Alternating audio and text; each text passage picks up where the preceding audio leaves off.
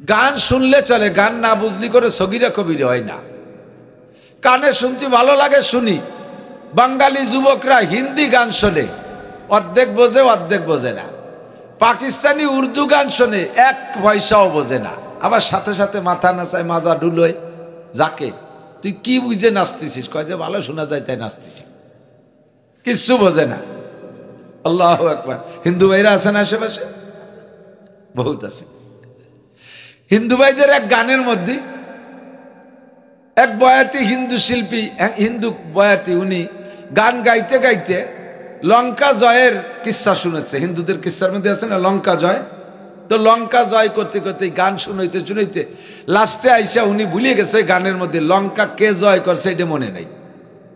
তো গানের তালে তালে ওনার সহকারী যারা, তাদের কাছে জিজ্ঞেস করতেছে, লঙ্কা যে জয় করিল তার নাম জানি কি? তারা টের পাচ্ছে না, মনে হচ্ছে এটা একটা গান। লঙ্কা যে জয় করিল তার নাম জানি কি?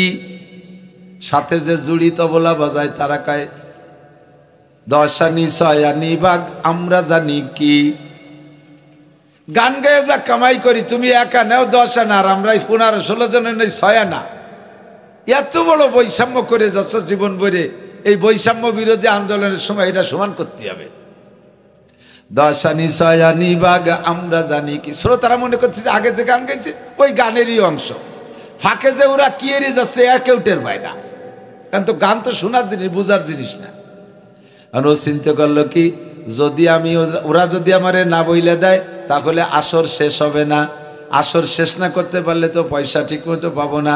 যদিও 2-4 আনা আজকে গাঠিতে যায়, তবু আজকে গানের আসর শেষ করে যাইতে হয়। এজন্য ও গানের তালে তালে কয় আজ হইতে ভাগ হইবে সমানের সমান। ওরা কয় লঙ্কা জয় করিল বীর হনুমান। সুন্দর একটা গান গাইছে, লঙ্কা যে জয় করিল তার নাম জানি কি? 10 আনি 6 আনি বাঘ আমরা জানি কি? আজ হইতে ভাগ হইবে সমানের সমান, লঙ্কা জয় করিল বীর হনুমান। ভিতরে ওরা ভাগাভাগি সাইজ করে নেছে, শ্রোতারা কচুও বোঝে নাই। গান শোনার জিনিস, শুনতে ভালো লাগে শুনবেন, না শুনলে আপনার সগীরে কবিরে নাই। তবে ওয়াজ প্রত্যেকটা কথা বুঝে নিতে হবে। কতক্ষণ অনেকেই জন্মের পরের থেকেই গাড়ি চলাচল দেখতেছেন, অনেকে আধা বয়সের পরের থেকে দেখতেছেন, দেখতে দেখতে মুখস্থ হয়ে গেছে। এখন রাস্তা দিয়ে একটা ট্রাক বাস গেলি ওদিক সার তাকানোর কোনো দরকার নাই, কিন্তু মানুষের স্বভাবে টান দিয়ে নিয়ে যায়। ট্রাক গেল বাস গেল এক নজর তাকাই। অল্পক্ষণের জন্য আমরা এখানে বসছি, সময় কম কামাই বেশি। আরবিতে বলে আল আমালু কালিল ওয়াল আজরু কাসীর। সময় কম কামাই বেশি। অল্প পরিসরে আমরা এখান থেকে নিজের জীবনের এহকাল ও পরকালের পাথেয় সংগ্রহ করার চেষ্টা করব। আল্লাহ তাআলা তৌফিক দান করে, সবাই বলে আমিন। হযরত মাওলানা লিয়াকত আলী সাহেব আমাদের গোপালগঞ্জেরই তো সন্তান। আমরা বড় ভাগ্যবান, সব দিক দিয়ে আল্লাহ তাআলা আমাদেরকে যথেষ্ট দিয়েছেন। আমাদের এই অঞ্চলের যে কোনো একটা মাহফিল করতে গেলে আমাদের বাহিরের বক্তা দাওয়াত দেওয়া লাগে না। নিজেদের দেশীয় বক্তা, গোপালগঞ্জের বক্তা ওলামাই কেরামরাই ইনশাআল্লাহ সুন্দর করে মাহফিলটা শেষ পর্যন্ত নিয়ে যেতে পারে। এত যথেষ্ট ওলামাই কেরাম আছে। আপনারা আমার নিকটতম প্রতিবেশী, আমরা একই সদর থানার মানুষ। আমার কাছে আপনারা পাবেন, আপনাদের কাছে আমি পাব। এই দেনা পাওনা পরিশোধের জন্য আমাদের সচরাচর সুযোগ হয় না। হযরত হাফেজ আলী হায়দার সাহেব আমার বাল্যবন্ধু, বয়সে আমার চেয়ে বড়। তারাইল ফুকরা মাদ্রাসায় পড়তাম, আমরা ছোট ছিলাম। ছোটবেলায় আমারও কণ্ঠ অনেক ভালো ছিল, মোটামুটি। ভাইয়ের কণ্ঠ আরও ভালো ছিল। মাদ্রাসার মাহফিলে 2 জন গজল গেয়ে পাল্লা প্রতিযোগিতা দিতাম। পরবর্তীতে পড়ালেখা শেষের পরে আল্লাহ তাআলা যাকে যেখানে মঞ্জুর করে সে সেখানেই যায়। মকবুল তো সাজ হয়, কাবিল তো বহুত है, तेरे मना दिल नहीं दिल तो बहुत है, तकसीम किया हर चीज को कस्साम अज़ल ने, जिस शख्स को जिस चीज के काबिल नजर आया, बुलबुल को दिया नाला और परवाना को जलना, गम हमको दिया सबसे जो मुश्किल नजर आया। সৃষ্টিকর্তা আল্লাহ, বন্টনকারী আল্লাহ। আল্লাহ তাআলা যাকে যে কাজ দিয়ে পছন্দ করেন তারা সেই কাজে ব্যবহার করেন। উলামায়ে কিরামদের মধ্য থেকে কেউকে দিয়ে আল্লাহ তাআলা মসজিদের ইমামতি খতিবগিরি করাচ্ছেন, সেটা মুসলমানদের জীবনের সর্বশ্রেষ্ঠ কাজ, মসজিদের খেদমত। কেউকে দিয়ে আল্লাহ তাআলা বড় বড় দর্শে কিতাব পড়াচ্ছেন, কেউকে আল্লাহ তাআলা বড় কামেল পীর বানাইয়া তার দরবারে হাজারো লাখো মানুষ জমা করে তার মাধ্যমে হিদায়াতের বাণী ছড়াচ্ছেন। কেউকে দিয়ে আল্লাহ তাআলা লেখালেখির মাধ্যমে, লিখতে পারে বড় সুন্দর কিন্তু বলতে পারে না, এরকম বহু মানুষ আছে, লিখতে পারে সুন্দর বলতে পারে না, তাকে দিয়ে আল্লাহ তাআলা লেখালেখনির মাধ্যমে দিন ছড়াচ্ছে। আবার আমাদের মতো কিছু মানুষকে আল্লাহ তাআলা মাঠে ময়দানে আপনাদের সাধারণ পাবলিকদেরকে ক্লাস করানোর জন্য মঞ্জুর করেছে। উলামায়ে কিরামের যত পরিশ্রমের কাজ আছে তার মধ্যে সবচাইতে বেশি পরিশ্রমের কাজ এই মাঠে বয়ান করা। যারা ক্লাসে পড়াচ্ছে তারাও নিরিবিলি রুটিন মাফিক খানা খাচ্ছে, সময় মতো ঘুমাচ্ছে, লং জার্নি তাদের নাই। যারা ইমামতি করে তারাও এরকম, যারা লিখতেছে তারাও এরকম, কিন্তু বক্তাদের পরিশ্রমটা অক্লান্ত পরিশ্রম। ফায়াউমাম বিহাজওয়া ওয়ায়াউমাম বিলুকাইকি অবিলুজাই বেয়াউমান ওয়ায়াউমাম বিল খুলাইসা। আজকে এখানে আসি, কালকে সাতক্ষীরে, পরের দিন চট্টগ্রাম, পরের দিন টেকনাফ, পরের দিন সিলেট, পরের দিন আবার সেই বরিশাল ভোলা। লম্বা পথ দৌড়োদৌড়ি করতে করতে ক্লান্ত হয়ে যাই।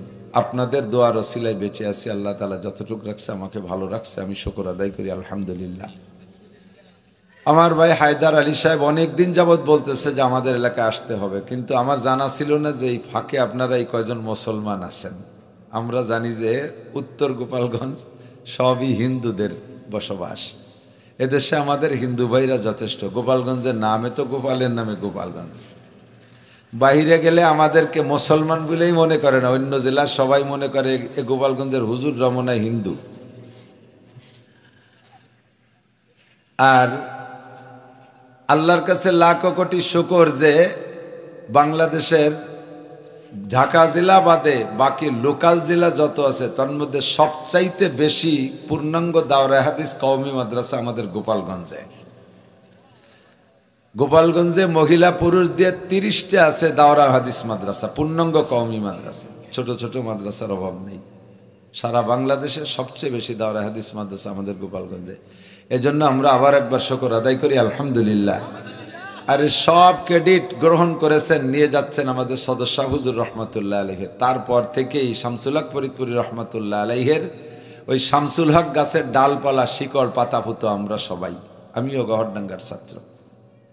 তা আল্লাহ পাক রব্বুল আলামিন এর ওসিলায় আমাদের এলাকার মানুষকে যা দিয়েছে তার মধ্যে সবচাইতে বড় যেটা দিয়েছে সেটা হলো আমাদের এই অঞ্চলের মানুষ অনেক শিরিক মুক্ত, অনেক কুফর মুক্ত, অনেক বেদাত মুক্ত। বাংলাদেশে অনেক জেলায়, চট্টগ্রাম এত বড় বড় আলেম, এত বড় বড় মাদ্রাসা, অথচ বেদাতে ভরা। মাইজবান্ডার সহ ওই পাশে প্রত্যেকটা গ্রামে গ্রামে এক একটা কবর মাজার বানায় বানায় সেখানে পূজা পাঠ চলতেছে হিন্দুদের মতো। হিন্দু ভাইদের তাদের স্বভাব আছে, তারা মূর্তি পূজা করে, আর আমাদের মুসলমান এরা সরাসরি পীররে পুজো করে, মানুষের পায়ের পর সিজদা দেয়। তার চাইতে নিচে নেমে চলে গেছে। আল্লাহ তাআলা আমাদেরকে এই যে উলামায়ে কেরামের বদৌলতে শিরিক আর কুফর মুক্ত, বেদাত মুক্ত জিন্দেগি নসিব করেছে, এজন্য আমরা আরেকবার শুকর আদায় করি আলহামদুলিল্লাহ। নড়াচড়া হবে না, ওই পাশে কথা বলে যারা তাকে ঠেকাইতে হবে। আমার ভাই একটা হাদিস পড়েছে সংক্ষিপ্ত, ওইটার পর একটা কথা এসে গেল, খুব খেয়াল। মজলিসু ফিকহিন খায়রুম মিন ইবাদাতি সিত্তিনা সানা। ফেকা মানে আমরা বুঝি, ফেকা মানে চালাকি। তুমি ফেকা করো, বাংলায় কয় না, ফিকা ভকু দিয়ে কাটাই গেলিয়া। তো ফেকার আসল তর্জমা হলো, ফেকা মানে বুঝা, সমঝ, জ্ঞান। সেখান থেকে শরিয়াতের মাসালাকে ফেকা বলে। শরিয়াতের মাসালা আলোচনা হয় যে মজলিসে, ছোট্ট থেকে ছোট্ট একটা মাসালার আলোচনা যদি মজলিসে হয়, ওই মজলিসের দাম আল্লাহ পাকের কাছে 60 বছর নফল নামাজ ও নফল রোজার চাইতে বেশি। কম হয়ে গেছে নাকি? ভাই কইছে 60,000, আমিও 60,000 বলবো, 60 লক্ষ বলবো, কিন্তু হাদিসের হুবহু তর্জমা হলো মজলিসু ফিকহিন খায়রুম মিন ইবাদাতি সিত্তিনা সানা। আমার মা ও বোনরা পর্দার আড়ালে কান খাড়া করে শুনবেন। ছোট্ট থেকে ছোট্ট একটা মাসালা শুনলে এবং শিখলে, আমল করলে আলাদা সওয়াব। আমলের নিয়তে শুধু শুনলে এবং শিখলে আপনাকে লাগাতার বেরিয়া একটানা 60 বছর নফল নামাজ আর 60 বছর নফল রোজা রাখলে যেই সওয়াব, সিয়ামুহা ওয়া কিয়ামুহা, রোজা এবং নামাজে লাগাতার 60 বছর আমল করলে যেই নেকি, আল্লাহর রাসূল বলেন আল্লাহ পাক তার চাইতে বেশি নেকি দান করে। একবার জোরে বলেন অন্তর থেকে সুবহানাল্লাহ। জান্নাতের মধ্যে আপনার নামে বিশাল একটা গাছ লাগানো হয়ে গেছে, ফলদার গাছ। খুশি হন নাই? যদি কইতাম জান্নাতের মধ্যে না, দুনিয়ায় একবার সুবহানাল্লাহ করলে 1 প্যাকেট শেক সিগারেট দেবে, তাতে সবাই হয়তো আলহামদুলিল্লাহ বলতো। জান্নাতের মধ্যে একটা ফলদার গাছ, কন্যা সুবহানাল্লাহ। গাছের গোড়া থাকবে উপর দিক, মাথা থাকবে নিচের দিক। গাছটা কত বড় হবে! একটা কাক যদি তার জীবনের শুরু থেকে উড়া শুরু করে, কাকের হায়াত শেষ হয়ে যাবে, কিন্তু ওই গাছটার শেষ প্রান্তে যেতে পারবে না। হায়াতুল হায়ওয়ানের মধ্যে আছে, দুনিয়ায় যে সকল প্রাণীতে লম্বা হায়াত পায় তার মধ্যে কাক অন্যতম। হায়াতুল হায়ওয়ানের মধ্যে লিখেছেন সুলাইমান আলাইহিস সালামের জামানার কাক নাকি 2-1টা এখনো বাইচে আছে। সুলাইমান আলাইহিস সালাম আজ থেকে প্রায় 3000 বছর আগে দুনিয়া থেকে চলে গেছে। 3000 বছর যদি একটা কাক ওড়ে, এই খেয়াল, 3000 বছর যদি একটা কাক ওড়ে, এখান থেকে চট্টগ্রাম চলে যেতে পারবে? কথা কয় না? চট্টগ্রাম যেতে পারবে না? পৃথিবীরে কয়েকবার প্রদক্ষিণ করতে পারবে, ঠিক না?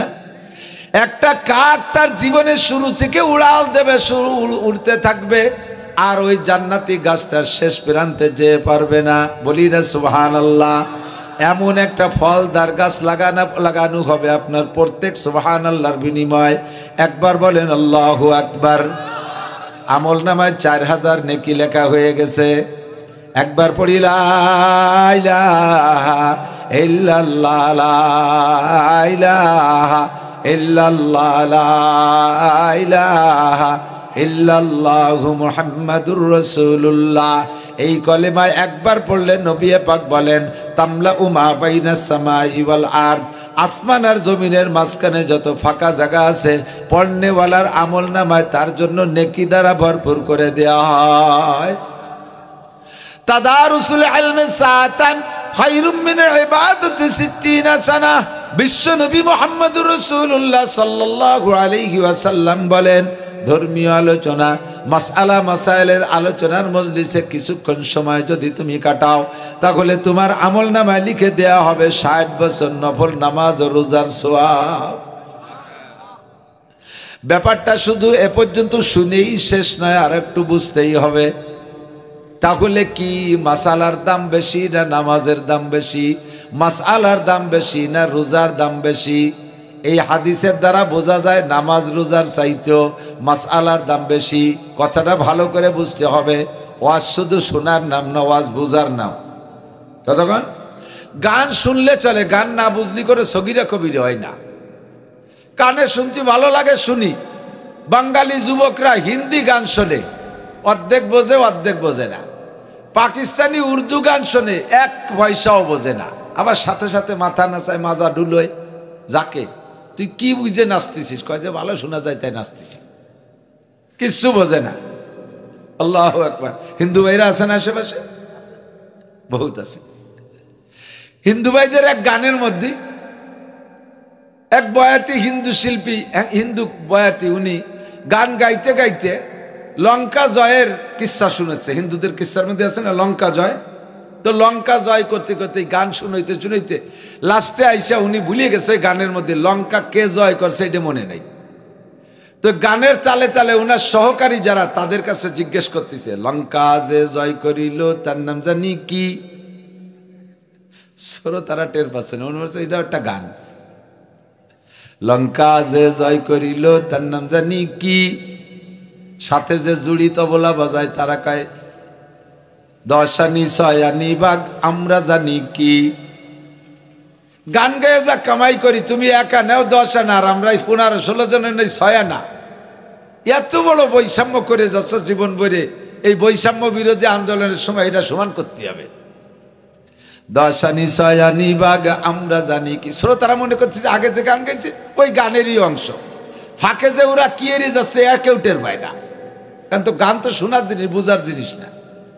আর ও চিন্তা করলো কি, যদি আমি ওরা যদি আমারে না বইলে দেয় তাহলে আসর শেষ হবে না, আসর শেষ না করতে পারলে তো পয়সা ঠিক মতো পাবো না।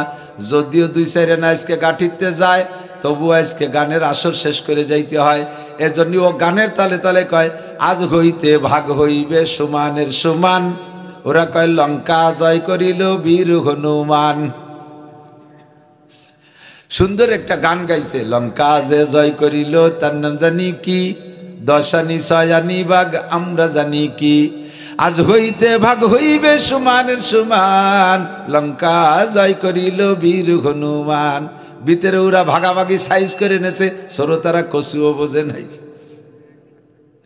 গান শোনার জিনিস, শুনতে ভালো লাগে শুনবেন, না শুনলে আপনার সগিরে কবিরে নাই। তবে ওয়াজ প্রত্যেকটা কথা বুঝে নিতে হবে। কতক্ষণ?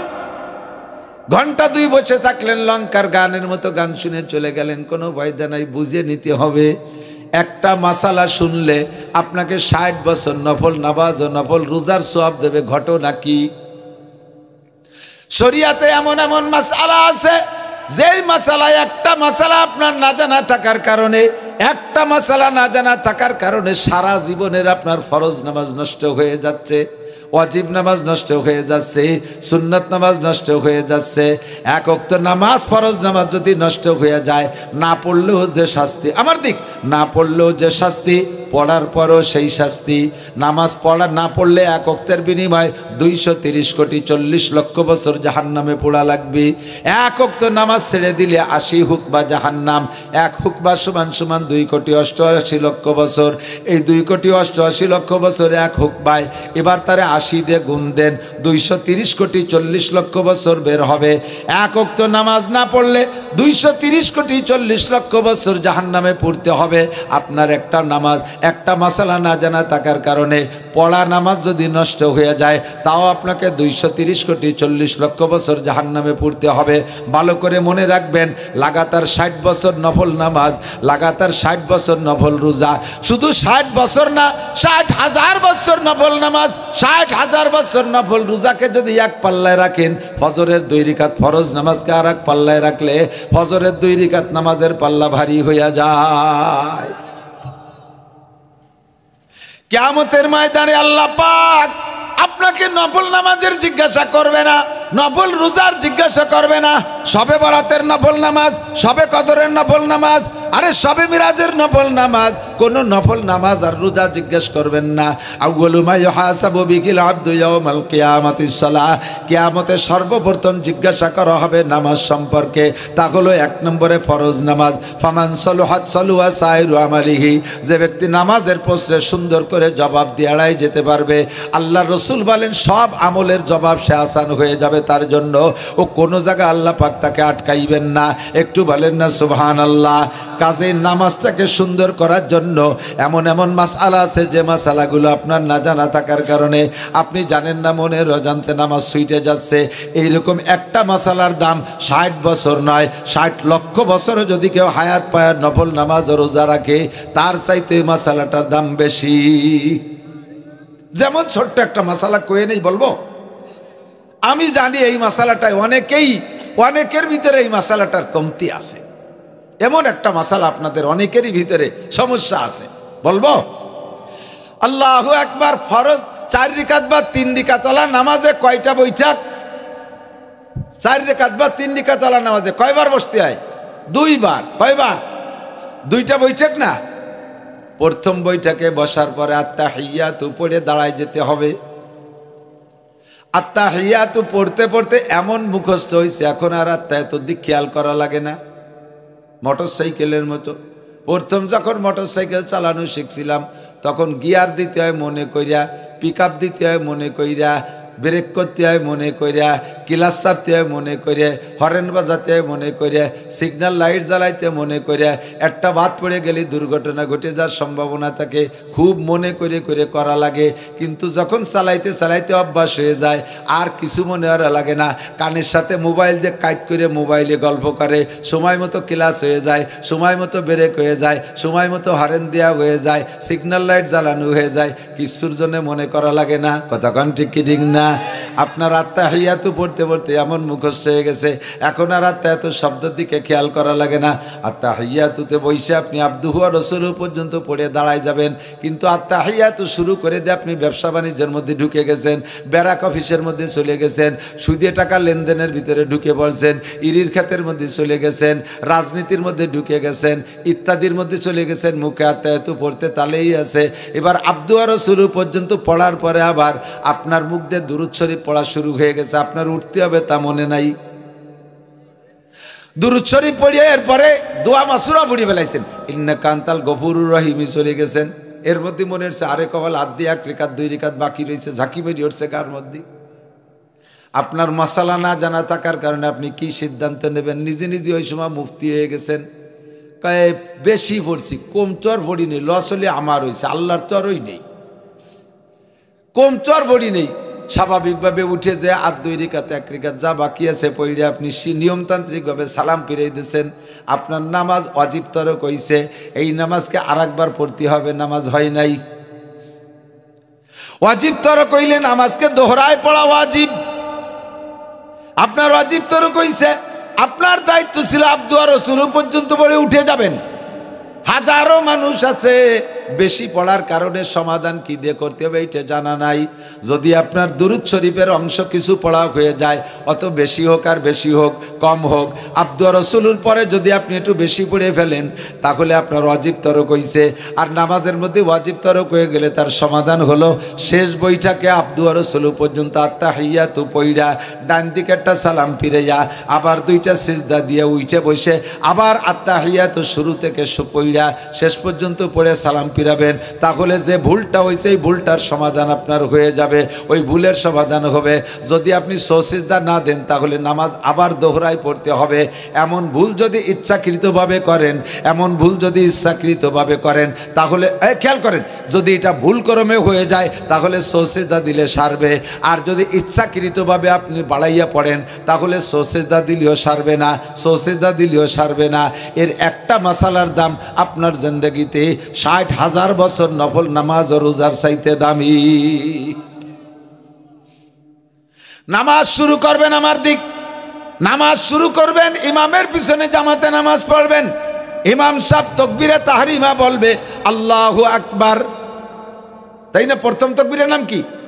প্রথম তাকবীরের নাম তাকবীরে তাহরিমা, এইটা বলা ফরজ। এরপরে উঠতে বসতে যে তাকবীরগুলো, এই তাকবীরগুলো বলা সুন্নাত।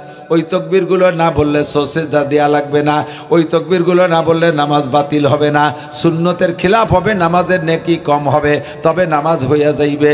কিন্তু প্রথম তাকবীর যদি আল্লাহু আকবার ইমাম সাহেবও বলবে, মুসল্লিরাও বলবে, শুধু ইমাম সাহেব বলছে মুসল্লিরা বলে নাই, তাহলে যেই মুসল্লি না বলবে ওই মুসল্লির নামাজ হয় নাই। নামাজের ফরজ 13টি, এর ভিতরে একটা হলো তাকবীরে তাহরিমা বলা, তাকবীরে তাহরিমা বলা। কিন্তু ইমাম সাহেব আল্লাহু আকবার বলে, হাজারো মুসল্লিদের খবর জানি, উনরা মুখ বন্ধ করে খালি কানে হাত দিয়ে ছানা বাঁধে। যারা মুখ বন্ধ করে আল্লাহু আকবার না বলে কানে হাত দিয়ে ছানা বাঁধছে তাদের নামাজ বাতিল হয়ে গেছে। উনি নামাজে জয়েন্টই করে নাই, নামাজ শুরুই করে নাই। এর একটা মাসার কাজেই সকলের জানা থাকতে হবে। ইমাম সাহেব আল্লাহু আকবার বলবে, সাথে সাথে আপনিও আল্লাহু আকবার বলেন। শোনা যায়, বোঝা যায়? এদিক তাকান, এদিকে এদিক খেয়াল।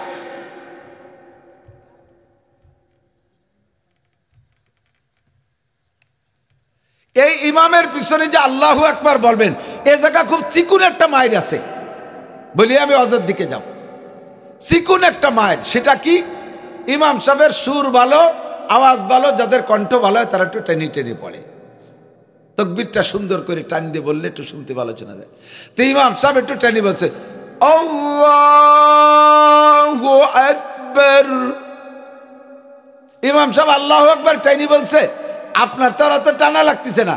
ইমাম সাহেব আল্লাহ করে টানার ফাঁকে উনি আল্লাহু আকবার আকবার বলার আগে আপনি শটে মারি দিয়েছেন আল্লাহু আকবার। ইমাম সাহেবের আল্লাহু আকবারের র শেষ হওয়ার আগে যদি আপনার আল্লাহু আকবারের র শেষ হয়ে যায় তাহলে আপনার ওই নামাজে জয়েন্ট করা হয়নি।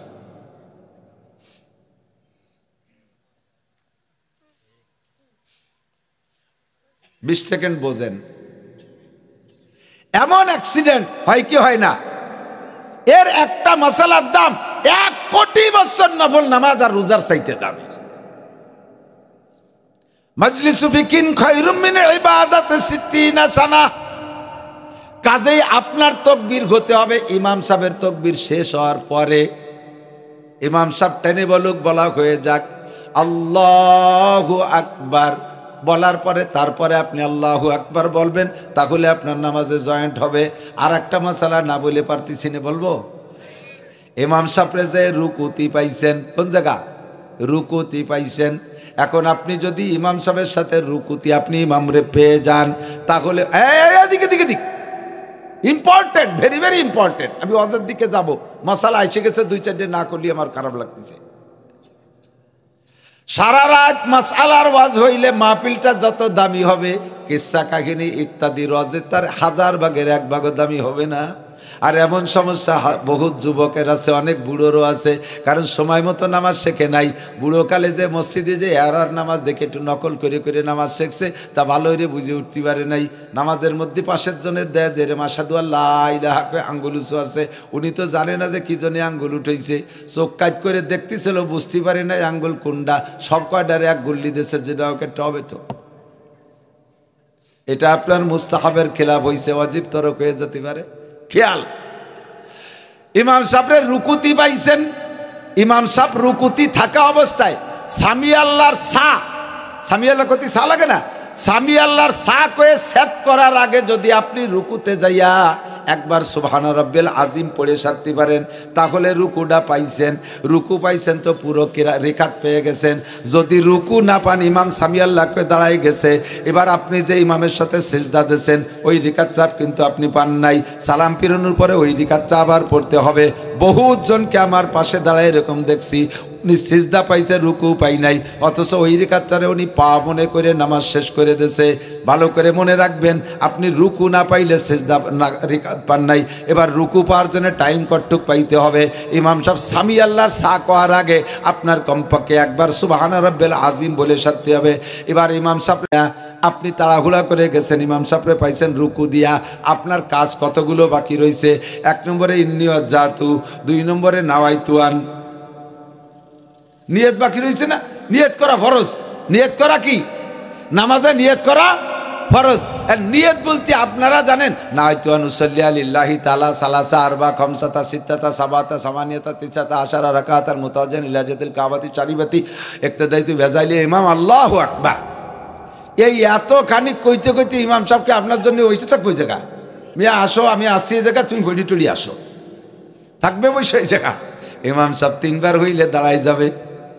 আপনার এখন নাওয়াইতুয়ান রয়েছে, ইন্নী ওয়াজ্জাহতু রয়েছে, আল্লাহু আকবার, এবার সানা সুবহানাকা, এতটা ভর্তি ভর্তি ইমাম সাহেব দাঁড়াই যাবে। এই 3টে কাজই নর্মাল সুন্নাত। ইন্নী ওয়াজ্জাহতু পড়া সুন্নাত, যদি সময় পান নাওয়াইতুয়ান পড়া, নাওয়াইতুয়ান কিছুই না, আমি জীবনেও নাওয়াইতুয়ান পড়ি না। যে ওক্তের নামাজ পড়বো বলে মনে সংকল্প করে গেছি, ওই মনের সংকল্পই নিয়ত, মুখে কিচ্ছু বলা লাগবে না, মুখে কিছু বলা লাগবে না। যদি বলতে চান আপনার বাংলা ভাষায় আপনি বলতে পারেন জোহরের 4 রাকাত ফরজ নামাজ পড়তেছি আল্লাহু আকবার, এই নিয়ত করে আপনি সানা বান্ধা এবার ইমামের সাথে জয়েন করবেন। সানা বান্ধার পরে আপনার সুবহানাকা আল্লাহুম্মা পড়া লাগবে না, কোনো মতে টাইনি টুনি আপনি ইমামের সাথে রুকুটা ধরতে পারেন নাকি সেই চেষ্টা করবেন। কারণ ইমামের পিছনে যদি ওই রাকাতটা পেয়ে যান, রুকু ধরতে পারেন, রাকাতটা পাইলেন, ওই রাকাতের দাম একাজে পড়বেন তার চাইতে 527 গুণ বেশি। 1 রাকাতের দাম 527 টাকা। কন্যা সুবহানাল্লাহ। যদি রুকু ধরতে না পারেন তাহলে রিকাতটা পরে একা পড়া লাগবে। এবার 1 রিকাতে সওয়াব পাবেন। কাজেই রুকু ধরার চেষ্টা করবেন। যাইয়ে ইন্নী ওয়াজ্জাহতুর দরকার নাই, নাওয়াইতুয়ানের দরকার নাই, সানা সুবহানাকার দরকার নাই, যাইয়ে তকবীর দিয়ে ইমামরে ধরবেন। এবার তকবীর দিতে হবে 2টা। মাসালা আমার এ জায়গা, তকবীর দিতে হবে 2টা। একটা হলো তকবীরে তাহরিমা, আর একটা হলো রুকুতি জার তকবীর। আপনি যদি 1 তকবীরে চলে যান আল্লাহু আকবার কইয়া দাঁড়াইলে রুকু তকবীর হয়ে গেল, রুকুর তকবীর হয়ে গেল, এক তকবীরে দুটিয়ে সারবেন, তা হবে না। আল্লাহু আকবার, সাথে সাথে আল্লাহ দ্বিতীয় আল্লাহু আকবার কে রুকুতে যাবেন। রেখাতটা আপনার ধরা হয়ে গেল, রুকু ধরতে পারলেন। কথা কি বুঝে আসছে? এর এক একটা মাসালার দাম কোটি বছর নফল নামাজ ও রোজার চাইতে দামি। আর একটা মাসালা না বলে পারছি না, বলবো? আপনার শেষ বইটাকে সব পড়া হয়ে গেছে, নিজের নামাজ নিজে নিজে পড়তেছেন, তো একা একা পড়তেছেন। দোয়া মাসুরাও পড়া হয়ে গেছে, ইন্নাকা আনতাল গফুরুর রহিমও পড়া হয়ে গেছে। এখন চুপ করে বসে রয়েছেন, নিজের নামাজ কিছুক্ষণ পরেই সালাম ফিরেই সব পড়া হয়ে গেছে, হাত দিয়ে বসে রয়েছেন। বেশ খানিক পরে আসসালামু আলাইকুম রহমতুল্লাহ, আসসালামু আলাইকুম রহমতুল্লাহ, এই দোয়া দুরুদ সব পড়ার পরে যদি সালাম ফিরানোর মাঝখানে এতটুক টাইম নষ্ট করেন, চুপ করে বসে থাকেন কিছু না পড়া, এতটুক টাইম, কতটুক টাইম? যার মধ্যে 3 বার পড়া যায় সুবহান রাব্বিল আজিম, সুবহান রাব্বিল আজিম, সুবহান রাব্বিল আজিম, এতটুক টাইম যদি অনর্থক বসে থাকেন, আপনার ওয়াজিব তরক হয়ে গেছে। ইচ্ছাকৃতভাবে যদি এই করেন তাহলে নামাজ বাতিল হয়ে গেছে, সজদায় কাম হবে না। আর যদি ভুল করমে বসেন, কিভাবে আরে কি কিছু বাকি থাকলো নাকি, কিছু বাকি থাকলো না, এই পরিকল্পনা ভাবতে ভাবতে যদি আপনার এতটুক টাইম চলে যায়, তাহলে আপনার ডাইন পাশে সালাম ফিরাইয়া আবার 2টা সেজদা দিয়া আবার গুড়াইতে পড়িয়া তারপরে সালাম ফিরাইতে হবে, অজিব তরক করেছেন। প্রত্যেক 2টা আমলের মাঝখানে যদি এতটুক টাইম দেরি হয়ে যায়, আলহামদুলিল্লাহ সুরো পড়ি, এখন সুরো তালাশ করে পাচ্ছেন না, কোনটা পড়বেন?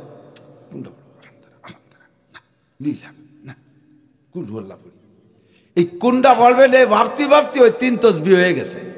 পরে কিরাতেরটা পড়ছেন, অজেব তরক হয়েছে, শেষ বইটাকে সজদা দিতে হবে। এর একটা মাসালার দাম, সজদা না দিলে আপনার নামাজকে আবার দৌড়াই পড়তে হবে। এর একটা মাসালার দাম কোটি বছর নফল ইবাদতের চাইতে বেশি। কথা কন আল্লাহু আকবার। আর একটা মাসালা না বলে পারতেছি না,